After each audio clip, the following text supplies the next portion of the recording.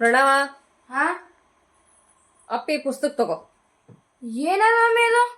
ಇದು ವಚನ ಪುಸ್ತಕದ. ಹ ಅದಕ್ಕ ದಿನಾಲು ಒಂದೊಂದು ವಚನಗಳನ್ನ ನೀವು ಓದ್ಬೇಕು. ಅರೆ ಮಮ್ಮಿ, ನಮ್ದೇ ಅಲ್ಲ ನಮಗ ಓದೋದಾಗಲ್ಲಂಟದ ಇದು. ಅದ್ರಾಗ ಮತ್ ನೀನು ವಚನ ಅಂದಿರಿ ಹೆಂಗ? ನಮಗ್ ತಲೆ ತುಸ್ಕೊಳಕ್ ಟೈಮ್ ಇಲ್ಲ. ನನಗ್ ಗೊತ್ತಿಲ್ಲ ನೋಡಪ್ಪ, ಏನ್ ಮಾಡ್ತೇನೆ. ದಿನಾಲು ಒಂದೊಂದು ವಚನ ಮಾತ್ರ ಓದ್ಲೇಬೇಕು ನೀನು. ಇಲ್ಲ ಮಮ್ಮಿ, ನೀ ಓದು ಓದು ಅನ್ಲತ್ತಿದಿ. ಅದಕ್ಕ ಇಂಥ ಪರಿ ವಚನನೇ ಏನದ ಹೇಳಿನೆ? ವಚನಗಳಲ್ಲೆಲ್ಲ ಬೆಳಕಿದೆ, ನೊಂದವರಿಗೆ ಸಾಂತ್ವನವಿದೆ, ಸಮಸ್ಯೆಗಳಿಗೆ ಸಮಾಧಾನ ಕೂಡ ಅದ, ಬದುಕಿಗೆ ದಾರಿ ತೋರಿಸ್ಕೊಡ್ತದ, ಪ್ರಶ್ನೆಗಳಿಗೆ ಉತ್ತರದ, ಹ ಮತ್ತೇನೇನ ಮಮ್ಮಿ? ರಾಜಕೀಯ ಪ್ರಜ್ಞೆ ಕೂಡ ಅದ, ಸಾಮಾಜಿಕ ಸಮಾನತೆ ಅದ, ವೈಜ್ಞಾನಿಕ ಮನೋಭಾವನೆ ಕೂಡ ತಿಳಿಸ್ಕೊಡ್ತದ.